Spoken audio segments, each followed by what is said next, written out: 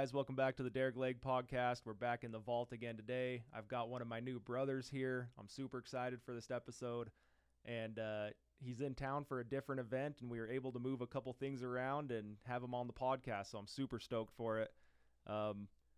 This guy kind of whipped me into shape during one of the program events. We've talked about the program a little bit when we had Mark Gubler on, and we're going to be bringing some more guys on that are part of this brotherhood. And I'll kind of let him talk about it because, I mean, he knows more about it than I do. So anyway, this is Hudson Wikoff. How's it going, man?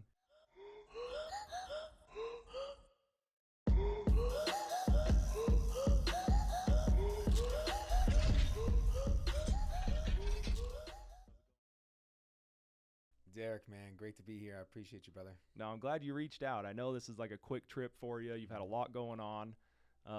And like you and Ty both have been running you ragged the last few days. So I'm glad we could fit it in. And thanks, Ty, also. Thanks, Ty, for running over here and getting this episode in. And I'm excited where this is going to go because it's going to be a new topic that's a hot topic. But the knowledge that you have behind it, and not even that, dude, but the dedication that you've put in to get to the point of where you're at, that's the type of people I want to surround myself with. So, I mean, I love you, dude. I appreciate everything I've already learned about you, and you hold me accountable for a lot of things within this program. And I'm glad that you're here, dude. I don't know what else to say. I'm glad you're here. Dude, I'm so glad to be here. I'm excited to kind of dive into today's conversation and let it go wherever it needs to go. Awesome. Yeah, I have a couple topics that I've written down, but I think we're going to rabbit hole this thing, dude, and we'll just kind of see where it goes. Let's do it, brother. So you would describe yourself as a family and faith first person, right? And you've ran fitness coaching. You've had fitness coaching for a while, so I think people see you as that, and obviously, like, physically they can see that you're into fitness, but being faith and family first, I think that's intentional of what you do. Maybe tell me why is that important? Why is that intentional? Where does that come from? What's the background on that for you? Yeah, man, it has always been that way. I've been in the fitness game coaching since 2009, going back in college football, and tore my ACL, MCL, PCL my sophomore year, came back my junior year, tore my ACL, same one, and then got the meniscus. Dang. So they basically have a whole bionic knee. But then they didn't want to see me leave when I was ready to hang up the cleats my junior year. They're like, hey, how about you come on staff and you coach with us? And so at the collegiate level, I was absolutely honored to do that and had the opportunity to coach there and then go over to Vienna, Austria and coach, and then came back home and lived in my mom's basement. And during that time, built a garage gym out of my mom's house. And before I knew it, I had 20 people working out in the garage. Dang. And it was just like, I had no idea how to run a business. I wasn't like really charging people money, maybe like $10 a month. And so I was working full time for DuPont. But all during that time, like fitness was a big priority of mine. It wasn't always faith and family. I grew up in the church, Christian, and it just wasn't a priority of mine back then. Family was obviously important, but fitness seemed to just take my life over. It was 2011, I went and found a CrossFit gym. So my now wife, so we've been high school sweethearts back to 2005 we've been together. So we've been together for nearly 20 years, married for 10. It just took me a while to ask the question, test drive the car, but and so she actually introduced me to CrossFit, and I started that in 2011. Fell immediately in love with it because I think it filled a void inside of me that I left back behind with competitive sports and football. And so before I knew it, I was actually on a CrossFit Games team in 2014. I was the alternative, so I actually didn't compete on the floor, but I moved to a brand new city. They're like, hey, you're kind of good at this. We're actually gonna add you to our team. And I was like, oh, that sounds awesome. Let's do it. So I had an amazing opportunity right there. And then 16 was on a team, or 15 on a team, and then 16 I went individual to that time they had separated off, and to make it a little bit more difficult. Now it's super easy to get into regionals. Quarterfinals, but they had super sanctionals then, and had squeezed in, competed against the likes of, if anyone knows CrossFit in your listening pod here, like Rich Froning and Jacob Hepner and those types of guys. So it was a pretty fun time, but it was also like extremely challenging and pushing myself. But I found myself to be able to compete at that level. I was spending, 3, 4, 5 hours dedicating my life to fitness every single day. And so it wasn't until my first daughter was born that things started to shift. And I continued to compete for about a year after that. But I started to realize like I'm missing some extremely valuable years here. And the more I started to get into personal development and self-development, that was probably like 2017, 2018.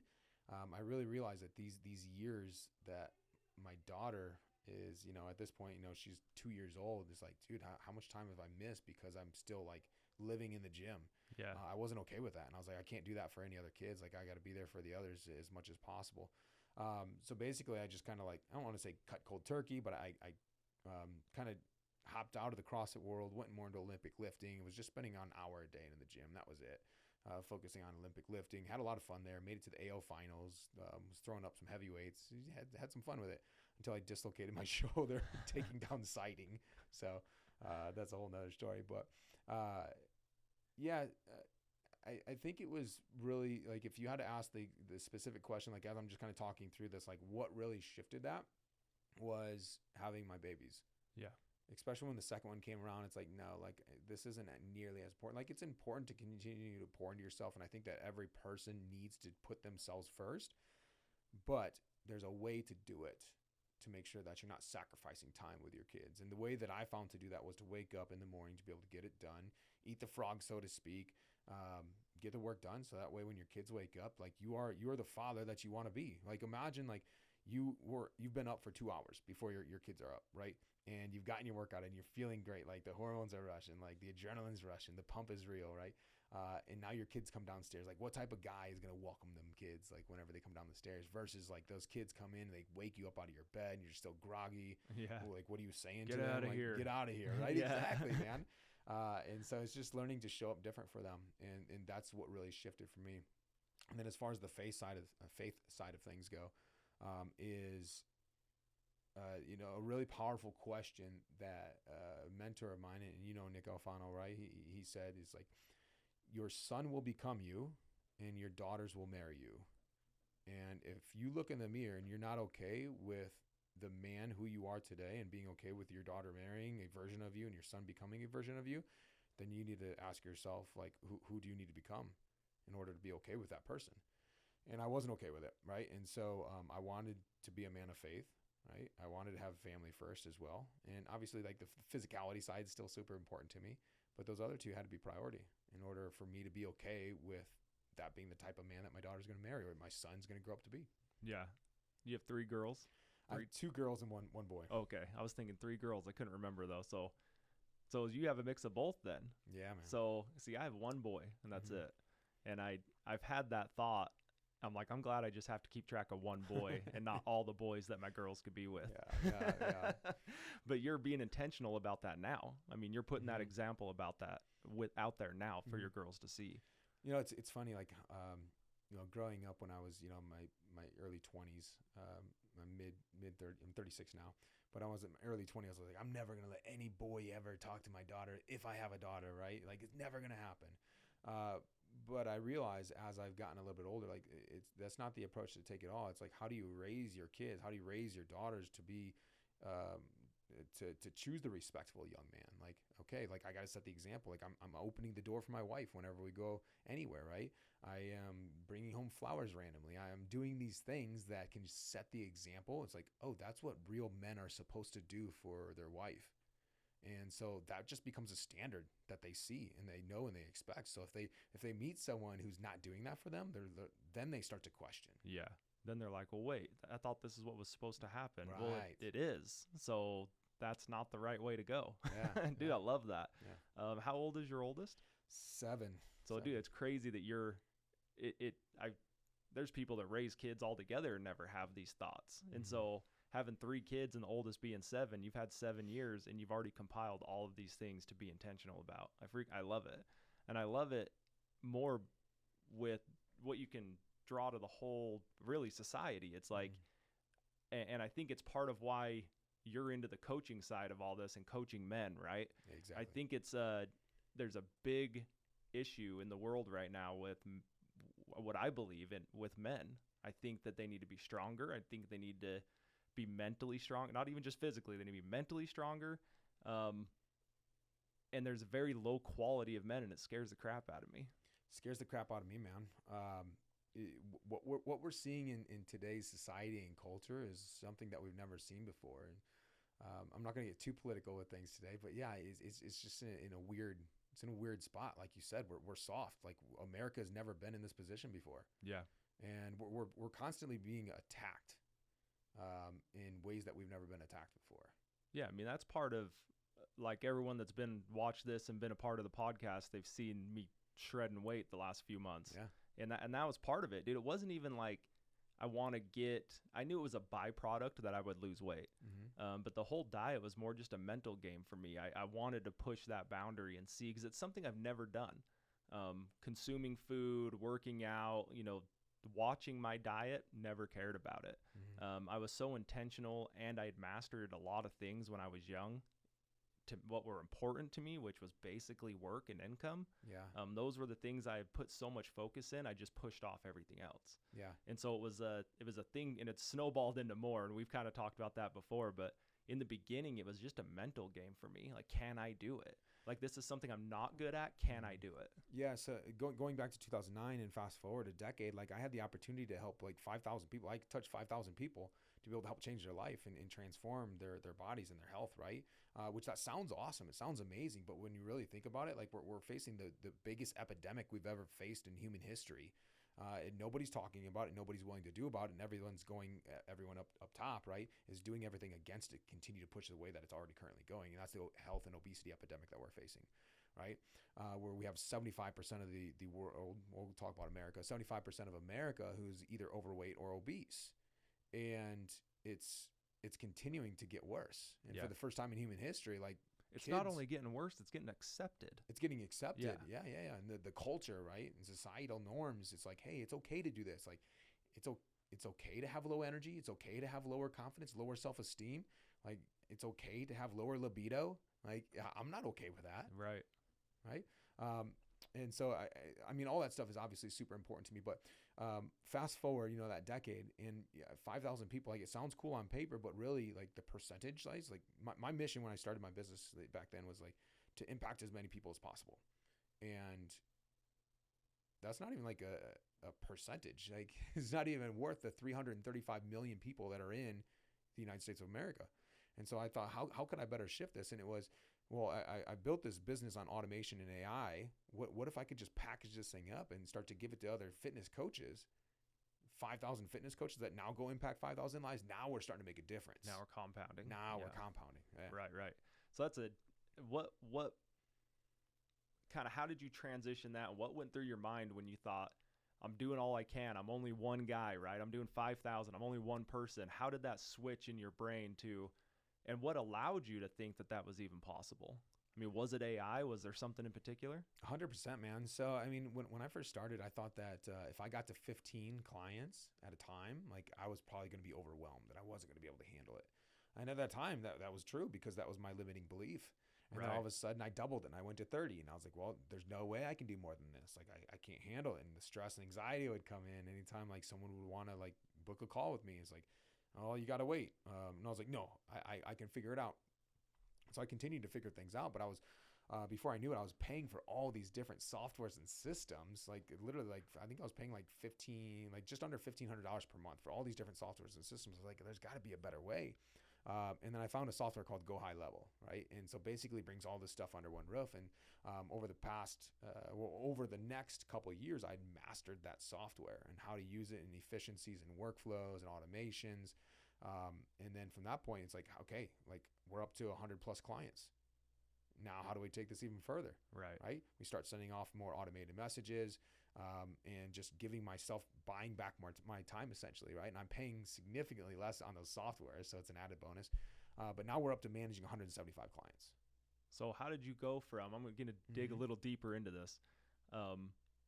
Like, there's a whole speech about how high fleas can jump, right? Like, Justin Prince talks about it a lot. When you put a lid on it, that's how high, then now you've capped it. They don't ever jump higher than that. You can go look it up. That's kind of the nutshell of the story. So you were limiting yourself on 15, and then you hit 15. So what made you think you could do 30? And then what made you think you could do 100? So how did that, because I think that's a key in this whole thing is if you would have stayed at 15, you're not here. You're not working with the people you're working with. You're not on the level you're at. So what was that? I think that was really like the first belief in yourself of being able to take that. So what did that look like? Yeah, people showed me it was possible. You know, I was kind of I was put in a position that I hired my first mentor to be able to help me with my business to grow and scale. And one of the guys in there was doing 10K a month. I go, you can do 10K a month in online fitness coaching? I was like, no way, dude. Yeah. And so I was like, bro, I'm looking at you. I'm like, if you can do that, like I can smoke you. Right. Like I see who you are. And like, that's just me as like my ferocious, like I'll take anyone down, like, right. Especially when I was younger, still today. But, and that's exactly what I did. Like I saw what he was doing. I asked him a lot of questions. I learned from him. And I went and attacked him and I blew him out of the water. I doubled what he was doing and then tripled what he was doing. And I was like, wait a second, like there's something here. And the limiting beliefs from that have just been expanded, right? And so then I went and hired another mentor, and he essentially took the lid off again. And that's what personal development and growth is. Like you have to work with others to show you what is actually possible, because every single one of us has that limiting belief. You know, even Jeff Bezos and Elon Musk have some sort of limiting belief that's keeping them at the level that they're at right now. Like there's levels above that. It's a great point. They're just not there yet, but they're going to get there, right? Because they still have coaches and mentors. Right. Because we all have blind spots. So I mean, that was a big part of it. Then was expanding your circle, getting in the right room with the right people. Yeah. It's like the resources now, man. I don't feel like I had the resources when I was younger, and maybe I was just naive to the whole idea of doing that. Like even being a part of coaching programs. I mean, I'm in like 4 of them right now. And 10 years ago, if you'd have told me like, hey, dude, just go get a coach and you can go to another level, I'd have been like, nah, dude, I can figure it out. Shave decades off your life, man. Right. Everything's accelerated. And then it's not even that. Like the whole reason I joined the program with you and Nick Alfano and these guys and Eric Gubler is who brought me in. I wanted that ecosystem. I wanted those connections. I wanted those. And I had a coaching call with Chase Frost, and part of the thing that my story that I tell myself, and I was telling him, I was like, dude, I wanted all of these things surrounding me so I could reach out and have resources. But then I start like capping myself, right? I start limiting myself and think, okay, I'm not there yet. Well, I'm not going to reach out to this guy. Well, Hudson's busy. Well, you know, and all these things. I start cooking up these stories to keep myself at the same level. Yeah. Even though I'm paying a lot of money to have this circle of resources. And so in the beginning, dude, I was skipping calls. I was not commenting on anything. I would silence the app, you know, and I'd do all this because I'm like, well, I just haven't caught up yet. I'm behind. And really, like one day I got called out. Like Mark Gubler's called me out a couple times. I've had a couple people like reach out, where are you at on the calls? Phil's awesome. Yeah. Taylor, like all these guys, dude, and I started realizing that's why this is built the way it is. And so when these guys were hitting me up personally, dude, missed you on the call, where are you at? It started like telling me, okay, dude, like here's the permission to be on here, right? And so being a part of that, it's funny though. So the reason I bring this up is like I put myself in that position, but I still didn't act. Yeah. And now I'm starting to get more involved with it. And Chase has been great. He's even like walked me through how to do things on the app that I don't even know how to do. But no, dude, I think coaching in general, being in the same circles of those people you want to be in, and even just looking at some of those people's lives, and like if they don't have the life that you want, maybe that's not the right direction you want to be, right? Yeah. So what was next? So you guys did high level. So high levels, maybe explain it a little bit for people that don't know it. It's automations. So it's basically, it's taking all these softwares like think Calendly and a calendar booking system, MailChimp, like email marketing, Typeform. You know, it's bringing forms in, SurveyMonkey, and it's their own version. Like they're not bringing these softwares in; it's their own versions of these softwares, and they're just as good, and some are better than what's out there, right? It's looking at reputation management, SMS, email, Facebook, Instagram, Google My Business, and not LinkedIn Messenger, but all those messengers that can go out under one roof. So you don't have to jump from platform to platform. It's all under one window. And I'm sure I'm missing 20 other things that are included in this software. Yeah, that's a very, very 30,000 foot view of it right very, there. very high view. But it allows you to just, again, stay focused into one specific area that then you can have what I call the brains behind it all. It's the automations, it's the workflows. That example, like if you have a CSV file or a Google sheet of leads, all you have to do is upload this sheet of leads into high level and with a tag. Say a tag is new plumber leads, right? Whatever, or plumbing leads. You can automatically have that go into a workflow of an email nurture sequence to be able to help. Maybe you're selling some sort of a product that you want to get in front of them, and you just continue to upload these files that would go straight into an SMS and email campaign, right? So that's just one version of how you can do it, right? Right. And so you get into that world really and start diving into go high level. And that's kind of, you've got a whole nother level of this, but the go high level, you just learned everything there was to learn about it and that's what propelled you, is you were the expert in the field. I became an expert at go high level because I was spending probably 12, 14 hours in it per day for over a year. And then it was interesting in late 22, October, November timeframe. Most people probably remember that when ChatGPT was released. Right. And it kind of changed the world. It punched a lot of people in the face. I think it still is. There's still a lot of concern around it, but maybe we'll get into that today. But it really changed my world as well, because I've been working with all of these automations for quite some time, and I've kind of mastered that. And now we bring in the expertise of AI. And I put that in quotation marks because you have to first learn how to what's called prompt engineer. And that's the basics of how do I speak to AI to be able to get the best possible response back. And the crazy thing is, like, there's no education behind this, and companies are paying $350K a year if you know how to prompt engineer, right? It's absolutely insane, right? It was just in a weird time right now with artificial intelligence because it's brand new. I shouldn't say it's brand new. We're kind of like in phase 3 of AI right now, right? We go back to like the early computing days. I don't know, what's that, 1940s? We'll say that was AI, right? Artificial intelligence. It was some sort of an intelligence on a computer, okay? And then we fast forward to like the worlds of like Amazon and Netflix, and when those things first started coming out and they were collecting all of our information, that was kind of like the next phase of AI. They're collecting all of our data, which of course we just gave it to them. They have all our data for free, right? Which we probably could charge them money for, but going back in time now. And they were using that information to then train their models on what we might like, right? And you've probably seen that all over, right?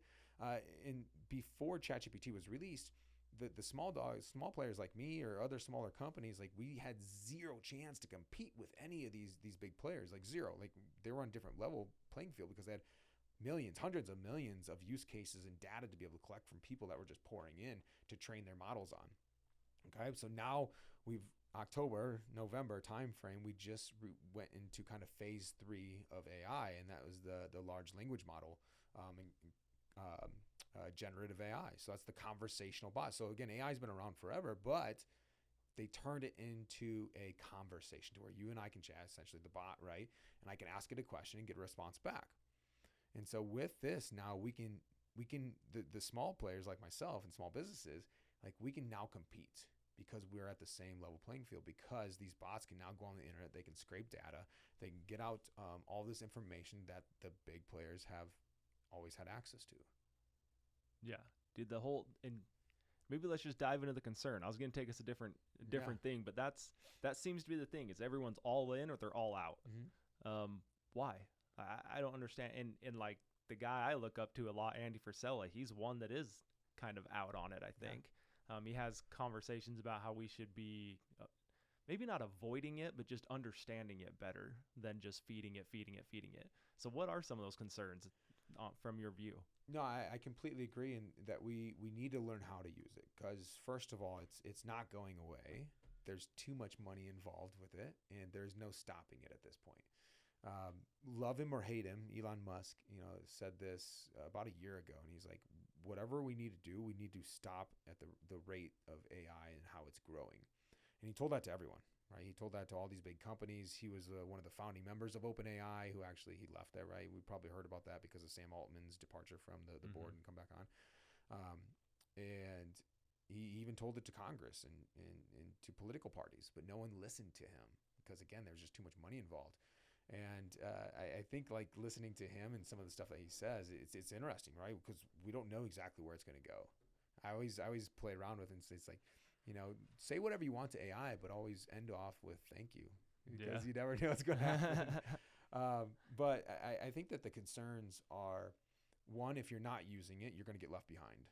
Sure. Period. Like, so you have to train yourself. I say a minimum of 18 minutes per day.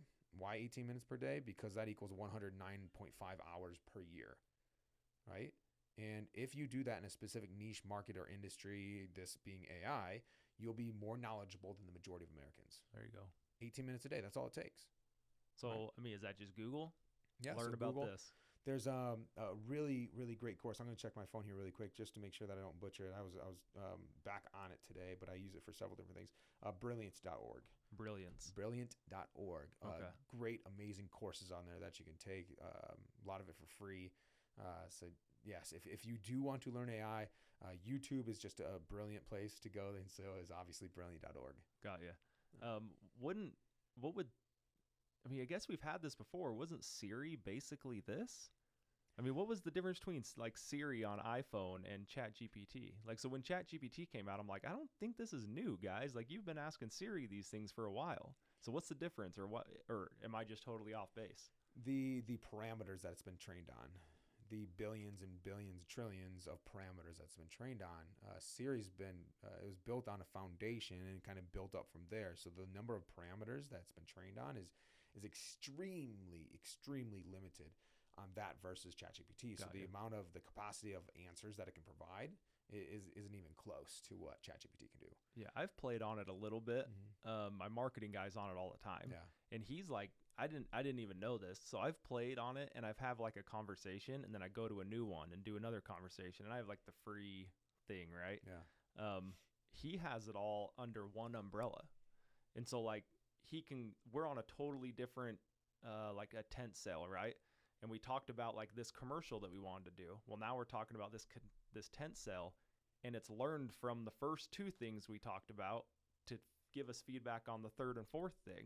And so like, I didn't even know that was possible. So he's opened up my mind a lot to it, but maybe do, again, I'm trying to think how to word this. I want to blow minds, right? Yeah. So like, what's something in there that nobody knows you can do, or maybe a lot of people aren't familiar with? Because I think right now that's what it is. It's a conversation thing back and forth. Yeah. You can use it just as that, or you can use it to your advantage. And what's the most valuable thing that we have is leverage, right? We can leverage money, we can leverage time, we can leverage resources. Leverage is the number one tool that we should be using. And that's what AI provides. It provides an ability for us to leverage. And so when you spend at least 18 minutes per day, right, learning how to attack this thing and use it to leverage it, then you can literally add 15 plus hours back to your week. Easy. Like, I'll guarantee 15 hours. That's an investment. That's an investment. 18 minutes is an investment. You're getting this back. 1,000,000%, right? Even if you don't see it financially, like right from the beginning, you're going to get it back with your time. So where are you going to spend that time? Maybe with your family, with your kids. Maybe it is reinvesting it back into your business. Maybe it's going and learning more about something else just by having that time back when you truly know how to leverage it. But one of my favorite things to do is help new businesses or clients or whatever it may be, or just show it like on YouTube, is how to train and retrain ChatGPT. And I'd say that's the biggest separator on how to actually use it to its fullest advantage. Because when you train it on how to speak like you and what you actually want the output to be, now you've just literally 10x'd your results. So that's the issue. I think like, Facebook took like several months to be able to get to, 1 million subscribers. Netflix took like, several months. Instagram took like 3 weeks. ChatGPT took 3 days. Wow. Right. Although it was the fastest growing, it was also one of the fastest to drop off. And I think the issue with it was that people just didn't know how to use it. So they're asking and wanting, hey, write me a social media post. But then the social media post was trash. It didn't sound like them. They wouldn't use the emojis that are in there. It sounds too salesy, whatever it was, right? And again, so when we build our bots, we'll call them bots, right? In this capacity, it's going to sound the way that you want to sound. So now it's the 80-20 rule. Bots will do 80% of the work. You got to do 20% of the work. So what I call this my $50,000 prompt. I'll give it to you guys for free here. You go to the GPT store. You have to have access to GPT-4. And you go to the GPT store and you search primetime prompter. Right? Before there were GPTs, this is a prompt that I created and developed that would help me just create infinite amount of prompts, because prompt engineering, it's time consuming. I learned how to do it. I trained myself how to do it. And it's basically, telling ChatGPT who they are, what their identity is, right? What their job description is, what are their roles, what's the tonality, the conversation tone, what's the format, what's the length, and maybe it's like a third grade reading level, right? So you're basically prompting it and telling it exactly what to do. It's like if you were to hire a new employee and actually give them some training. So you're laying out the basics. That's what prompt engineering is. And that just takes a lot of time. So I created this prompt that could create prompts for me. Right. Right. And so that's what that is. So if you go in that, you find that example, if you're a business owner listening to this, you can go ahead and say, help me, or for my next thread, I want you to create a prompt to act as my CEO GPT expert. Your goal is to help me become the most knowledgeable CEO and the world's best CEO in the areas of advertising, marketing, sales, fulfillment, production, internal systems, and processes, right? And so from there, it'll basically scrape the web on what it needs to do to be able to be the expert in all of those different types of columns in your business. And it'll say, okay, so it'll create the prompt. And it'll say where you went to school, who are your mentors. And so this is part of the prompt that it automatically creates. Okay, so this is where it gets fun. You copy that. I don't want to lose your listeners here, though. You copy that. You go back into the GPT store. Up in the top right-hand corner, there's create your own GPT. So you create your own. You go into the configure side of that. You paste it in there. And you just built your own bot.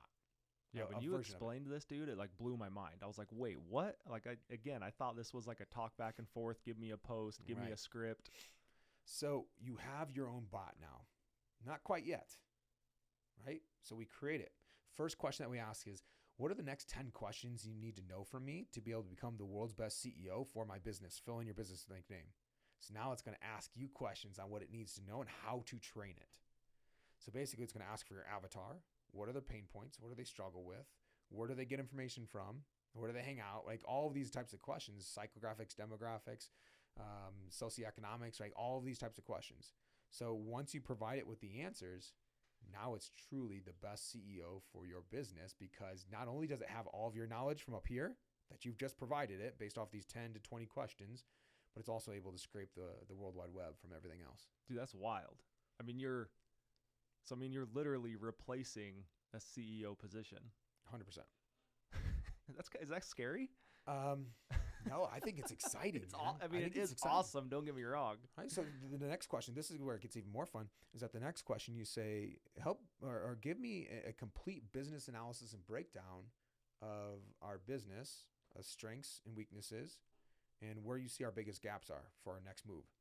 And so it provides a very, very detailed outline of the entire business, right? And it'll tell you, like, your biggest weakness, your bottleneck right now is in social media marketing.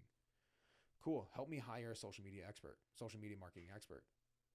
And so literally it'll write up a prompt that you can then go back into the GPT store, go to Primetime Prompter and say, for my next thread, I want you to create a prompt to act as my social media digital expert. Marketing expert. There we go. And below is information that to train you from my CEO. And then you paste in that breakdown of that, basically the job description. And it creates a prompt for it. You go back and you basically repeat that process with the new marketing expert. And then this is where it gets really crucial, is you retrain. So you say, hey, give me a business analysis breakdown of our marketing media strategy and what we're planning to do for the next 30 days, 60 days, 90 days. And so it'll give you a detailed plan. You copy that, you put it into Google Docs, you turn it into a PDF, you upload that PDF back into the knowledge base of those bots. So your CEO and your social media digital marketing expert. So now they never forget any of that information. So now they continue to grow with you. Dude, do you have a course on all this? You should. Yeah. I mean, like, the stuff that you're putting together is like, again, I didn't even know it was possible. And so, and I'm not in marketing, so maybe other marketing people understand all of this, but leverage is the perfect word. You actually take that one program and build out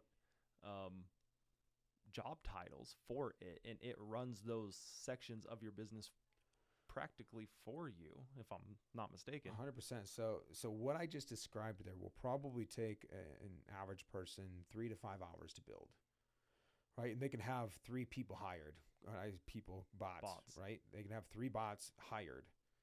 But once you've invested that upfront time, I forgot one piece that's really crucial, is to go in and scrape your conversational style. Because if you want the bot to sound like you have to train it on that. And so we're going to come back to where I just left off there in a second. But the way to do this is to go in and take all of you, like maybe it's a couple threads of text messages to the person that you want to talk to. So example, if you're a fitness coach, right? Because I was in the fitness industry for a long time. So if you're a fitness coach and you're having a conversation with a client through text messages, you want to scrape that. Right. You want to take that entire conversation, and then you go into the bot and a new chat, right? And you say, help me extract my conversational style and tone based off of this conversation. And so it comes back with your tonality, the use of emojis, the use of slang, language, all of that stuff. So now you can go ahead and take that and you can train your CEO, or more importantly, your digital marketing expert on how you talk.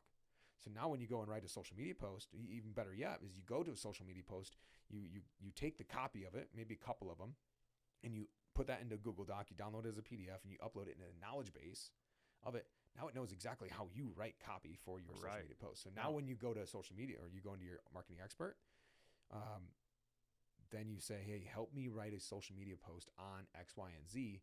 It's written the exact way that you want it to be written. Right. Now it's not goofy, salesy, weird emojis, not anything. It's how you would have done it. Based on exactly how you would have done it. And then that's how you leverage it. Because now what would take me a half an hour to write and to complete, now it takes me 30 seconds. Dude, leverage. That's so wild. Leverage. So then how do you implement all of this? And we don't have to go like step by step by step. But then you're taking all of this stuff and implementing it back into Go High Level. Yeah. So, I mean, Go High Level is really interesting because they're continuing to grow with everything else that's growing, right? And they try to put their own things into it. But what I've found is using, I do a lot of the coding and prompting on the back end and then bring it in through another party or another app called Zapier, right? And just connects to different types of softwares that way. Yeah, I've heard of that. Yeah. But where we're at right now, I'll kind of explain the process of what I'm doing for some businesses, if that's all right. Sure. Yeah. Love it. And it's literally, most people don't realize how far advanced we are with AI, but I can train a bot to take over my computer, go on to Google. I said plumbers earlier, so we're going to stick with plumbers, right? Go to Google, search all the local plumbers I live in Nashville, right? So all the local plumbers in Nashville. And it's going to search for @Gmail. It's going to extract all the company names, the URLs, the contact name, the phone number, the email. It's going to copy that. It's going to paste it into ChatGPT. It's going to convert it into a CSV file. It's going to add a tag to it called Plumbers 101 or whatever you want to label the tag as. Again, I haven't touched the computer yet. Yeah. Right?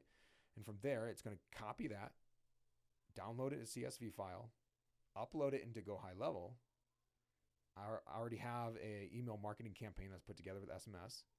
Because it's tagged, they're automatically going to go into it. So now they're automatically getting these emails and text messages sent out.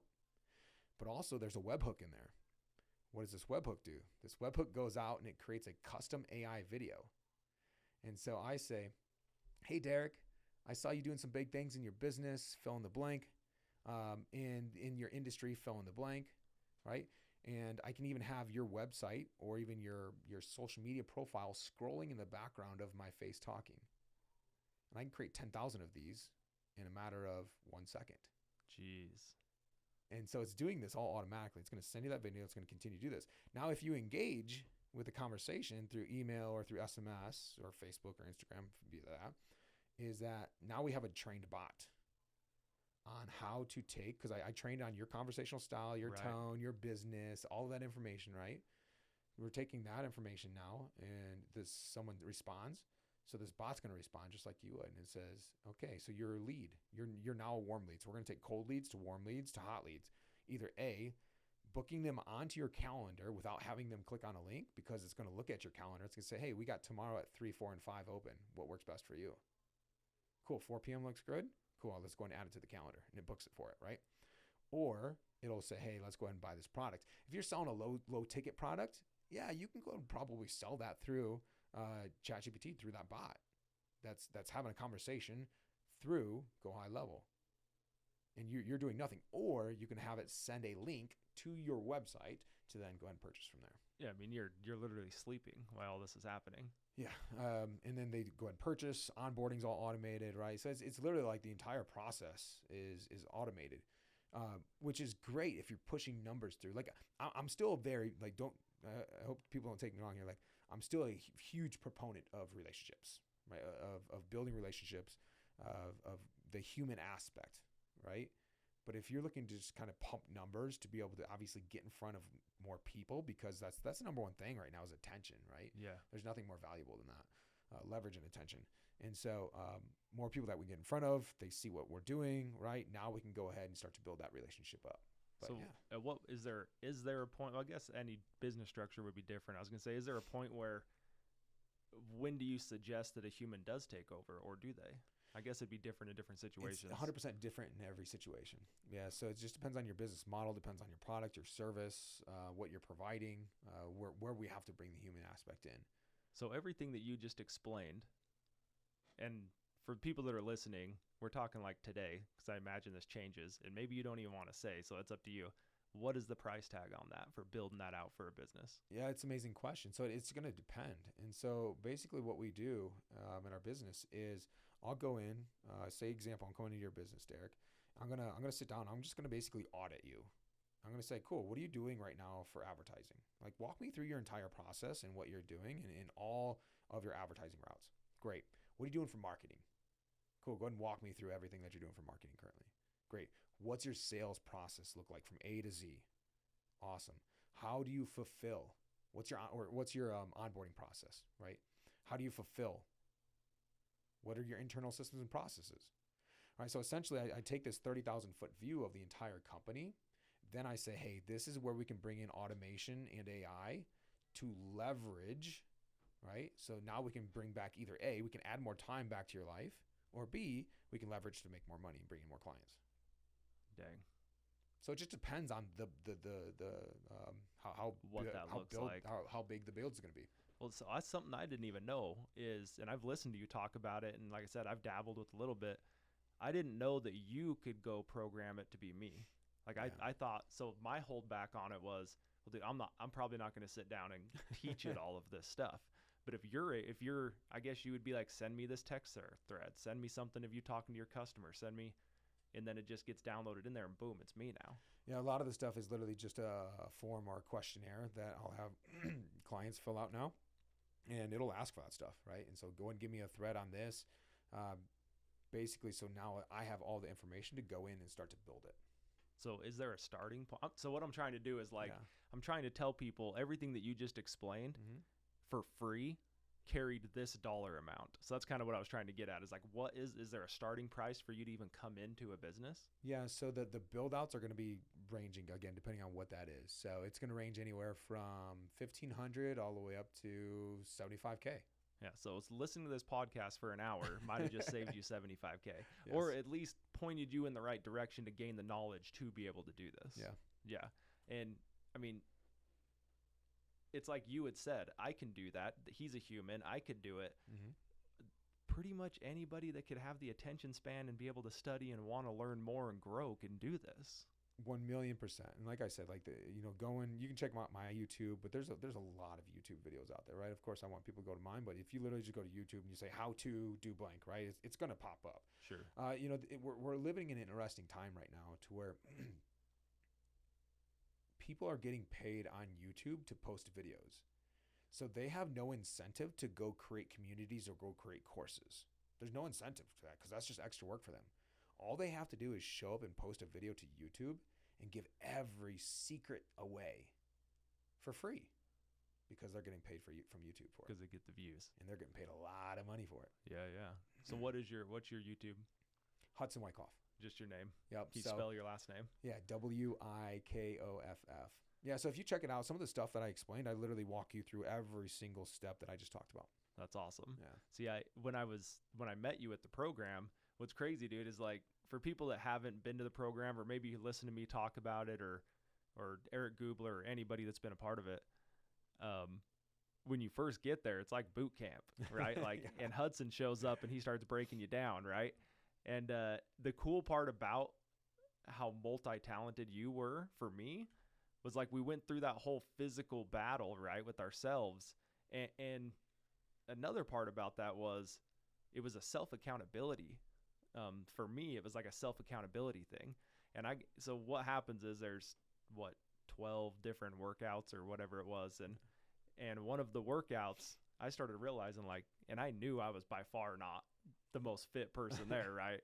And so I started looking around. I think like, dude, there's only like 4 people behind me. I'm like, I thought I'd at least handle it a little bit better.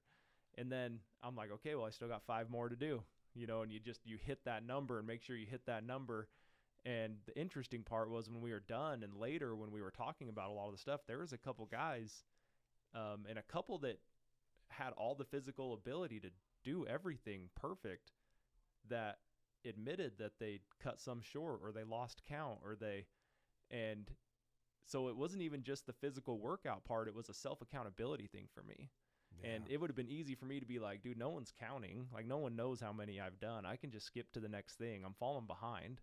And like, I think the bear crawls up the dirt hill, dude, yeah. I thought I was going to die. We had Talon there, dude. He's like, you doing good? And I'm like, I don't know, man. I don't know if I'm going to be able to do it. He's like, just keep going, And the funny thing about that workout is I don't put anyone through anything that I haven't already done. Yeah. And I was on the flight out to St. George, and I had an idea of what I wanted to do with you guys. And I was starting to put it together, and I ended up scrapping everything, and I just rebuilt everything on the plane. Really? And I was like, okay, I'm going to go ahead and do this a little bit differently. But then I got to probably make a couple tweaks when I get there just to make sure that I know the site. Because I'd been there once in the past, but I, again, just kind of reassure things. And so we're sitting there the night before, the afternoon before. I was like, all right, guys, I got to test it. And so literally went through that entire workout the day before and was just trying to guesstimate on how long it was going to take people to do. And I see this guy flying through it, right? And same guy that admitted to shaving his reps, but it took probably like 7 people like calling him out throughout the entire event for him to actually come to it. But that's the ego, right? Right. Ego, and we'll get in our way, 100% of the time if we allow it. See, and it probably helped me because I didn't have any expectations of me getting through it. I was like, I know I'll finish. I don't know if it'll be dark, but I know I'm gonna finish. Yeah, and it's funny, going into an event like that, you guys kind of saw what was happening, but then you could really see what was happening because other people were in front of you. But the people who were out in front, they had no clue what was coming next. The next task. So it's like, how long are we gonna be out here for? Yeah. Well, luckily we were like doing it around a little like a pond. And so I'm like, okay, when we get to the other side, is that the end? Like when we make the full circle, is that the end? Not quite. And we got those bear crawls, and I thought I was gonna die. And I finally get through them all, and then we had sit-ups, and I'm destroyed, right? Like we talked before, and I've said it on here 100 times. I used to not be a workout guy. Yeah. I played sports, and I just leaned on my athletic ability. It wasn't like going and hitting the gym and doing sit-ups and push-ups, and so after the bear crawls, we had to do sit-ups, and we're carrying a bucket of water for people that don't know, right? It's not just 5-gallon bucket of water. Yeah, and I start doing the sit-up, and I'm like, I don't know if I can do these. Like, I don't know if I can finish this, but I'm just like, okay, 1 more, okay, 2 more, and then the guys that were done were allowed to come back and start relieving some of the water and some of the reps off of the guys that were still going. And so I had a guy get down with me, and I think he did like my last 5 sit-ups. And so I was like, oh my gosh, dude, you saved me. Appreciate you. And I went to the end, and you put your bucket down and everything. And there was maybe 5 or 6 guys still going, I think, behind me. And one guy, I think, had to start over. And so there was a couple things like that's why they were behind me, not because they weren't physically capable. And I went back and I found one kid that was doing the sit-ups, and it was such an adrenaline thing for me to go back to him and say, dude, let me rep out some of these sit-ups for you. Let's go. Because before that, I was like, I don't think I can finish mine. And so I laid down next to him, and I think there was 30 we had to do or something. So I ended up splitting them with him. So I repped out another 15 after this whole thing. 2 minutes ago, I thought I was going to die. Dude, the takeaway from that right there, like the power of someone coming in and saying, hey, brother, I'm here for you. Yeah. I'm going to make sure that you win. And then how that affected you, that's the butterfly effect, man. Well, dude, you putting yourself out there in ways that you don't expect other people to take anything from, like you don't know how that's going to impact. And like this is on a very tiny scale, right? And that's so cool that you shared that. It's a big takeaway, man. Well, dude, I'll share something else too, because this is what really got me was I had a huge low when I was going up those bear crawls. And this is, by the way, this is 43 bear crawls up a hill. Yeah, like dirt hill, like I had thorns in my hands for like 2 days. Soul crushing. Yeah, and every time you get to the top, you touch your bucket of water that's still got 5 gallons in it. And so I kept getting up to the top, and this is when I realized the guys that were done could go back. So I had a guy come and grab me, and he said, hey, do you want me to take some water out of your bucket? And I'm like, no, dude, like that guy's struggling, take care of him, grab some out of that dude's, I'm good. And in my head, I'm like, what are you doing? Like, let this guy take some. And so I go down the hill, I come back up, and I see my bucket, and like half the water's gone. And dude, I almost started crying. Yeah. Like I just thought it was instantly I was like, I can't get out of my own way sometimes. Yeah. And I had this talk with my wife, dude. I'll get a little personal on this too. I had this talk with my wife 2 nights ago. And she, I'll wrap it back into her, but like I will kill myself to help someone else. Yeah. And so I'm up there thinking like, I don't know if I can physically do this, but when someone approaches me, dude, let me help you. Nah, man, help that guy. Right. And so when I got back up to the top and saw that they had taken the majority of my water, dude, I almost started crying. Yeah. And it hit me. I thought, dude, you gotta take care of yourself so you can go take care of other people. Yeah. And dude, my wife is solid. Like as a person, she's solid. She's has a great job. She's really good at it. She's an awesome mom, awesome wife, everything, an awesome friend. And there's times where I get caught up trying to help other people, doing a podcast, throwing events at our store, doing whatever, just trying to help other people, helping my family, friends. Like I've got the trucks and trailers, so I'm always the guy getting the call on stuff, right? And so moving safes, and my wife gets forgotten because she's so solid that it hasn't been a thought process. And we've been happily married for 11, 12 years. Yeah. And so, but it hit me, dude. And I started tearing up when I was talking to her about it. I was trying to fight it back, and I'm like, dude, I'm sorry, man. Like it's not that I'm neglecting you on purpose. You're just such a solid person, and you're so strong that I don't think I have to worry about you. And like, that's where and I'm wrong. Like that's where I have gone wrong. Yeah. And it's taken me this long to realize it. And the reason I realized it is I've recently in my life, I got to take care of myself and build myself up. And when I get to a next level, then I can come back and help these guys at the level underneath me, instead of always going up and down and up and down and up and down and never getting up to the next level. Does that make sense? 100%, man.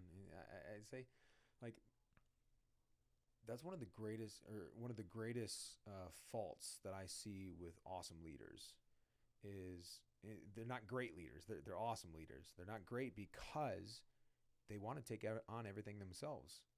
And that's ultimately what weighs them down, what slows them down from the capacity of actually getting the rest of the team up to where they need to be, and more importantly themselves, so that they are a level 10 leader, right? Because if you're a level 7, level 8 leader, like you cannot get the rest of your team up to level 7 or level 8. But if you become a level 10 leader, because now you start asking for help or accepting help, right? Now you can actually get the rest of your team up. But it's a great book, Go Givers, right? Is most of us, especially if you are a good leader, like you are probably a go giver. Like you want to give, you want to help others, and that's constantly what you do. That's what makes you feel good. It just brings you so much passion, right? To be able to help others. But the moment that someone asks you and they say like, "Hey, how can I help you?" It's like, "No, I got it," right? What are you doing? You're taking the joy away from them, right? Because they want to give to you, and you know how that feels to give, but you're denying them of that. That's deep, dude. Because it's like and it's looking at the other side of it. Now you're out of the box looking back and seeing how it affects that other person. Yeah. And so again, to kind of reiterate, I told that story kind of backwards, but so I was able to finish those bear crawls, do the sit-ups. Guy helped me do the sit-ups, and I was done. And I'm like, oh my gosh, dude, I can't believe I made it through that. Obviously with some help, but I can't believe I made it through that. And then I turn around and see that guy needing some help. And then all of a sudden I'm like re-energized to be able to go and help him. And so I learned so much at that couple day event about myself. And I don't know. All of you guys that were there, I don't even know why.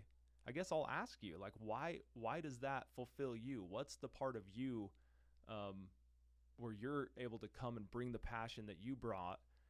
And like the workout and the fitness passion was one thing, dude, but then the knowledge passion of a lot of the stuff you shared today. Why do you do that? What's the fulfillment for you? Yeah, man, it's paying it forward. You know, I'm not by any means like ahead of you guys. It's just in different areas, right? And you're far ahead of me in many different areas. But if I have the opportunity to go ahead and help someone else, like, because I was in your shoes, in those, like, example, use fitness, right? I was in your shoes once, right? And if I can help you collapse time to be able to get to where I was, or where I am, like, I'm going to do that all day. And so I think that the passion just comes from, like, knowing some of the pain that you may be dealing with, or the pain that it's going to take to be able to get to where you want to go. And she's like, brother, I can help you. I can help shave off time. I can help shave some of the pain. Like, the pain's still going to be there, like, regardless. But the difference of a brotherhood or sisterhood or whoever's listening to this, right, is pain shared is pain divided. Like, you don't have to go at it alone. Like, once you start actually sharing that and allowing others to come in and help and assist or whatever it is, like, the capacity that you'll have, like, is so amplified. Yeah. Dude, I love it. I'm trying to be respectful of your time. I think we'll kind of wrap it up. Yeah. I appreciate you carving out a little bit of time to come in and do this. You're awesome. The stuff that you shared today, as far as growing and scaling a business, might be some of the best insight and really step-by-step walkthrough that we've ever had. So, I mean, I knew you were going to bring it. I knew you were going to have all that insight in there. So I appreciate it. I really do. And this is something awesome too, that it's on a recording now. So maybe someone getting exposed to this the first time, I know I didn't understand it.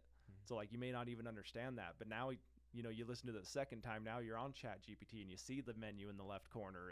And so it's something cool that someone can go back and re-listen and re-listen and re-listen. 100%. Like, put the podcast on pause and go through step by step, just like I was talking about, and press play and press pause and do it and follow along with the actions. And you'll have your own CEO and your own digital marketing expert and your own sales expert, right? And you can actually transcribe your calls and upload them to it. It can help you handle objections better, like literally all of that. That's crazy. Yeah.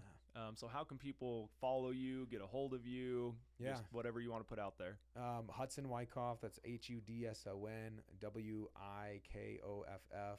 That's going to be on Facebook, YouTube, and Instagram. You can get a hold of me any one of those ways. Email is at hudson@fitleadspro.ai if you want to email me. But yeah. Dude, another thing I didn't get into, and I've got it on here. I'm grateful the family example that you put out too, man. I love seeing, like, I follow you on social media now too, just your posts and your family and being a dad, and it's hard, man. So I mean, you're halfway across the country right now for an event and going back home tonight to see the kids and the wife. Yeah, I promised him I wouldn't spend so many days away from, so we got to find ways to make it happen. And tonight, that's a red eye. So I can be back there before they wake up. Awesome, man. Okay, bro. Love you. Love you, brother. Appreciate you coming. Yeah, man. All right, guys, that's Hudson. Make sure you go follow him, re-listen to this podcast. If you're anything, but if you're a small business owner and some of this Go High Level is very popular now, and the ChatGPT, AI, any of that stuff, go back and rewatch this. I know I'm going to watch it. I'm going to share it with a lot of people that I know can benefit from this. So that was our episode with Hudson, and we'll see you guys next week.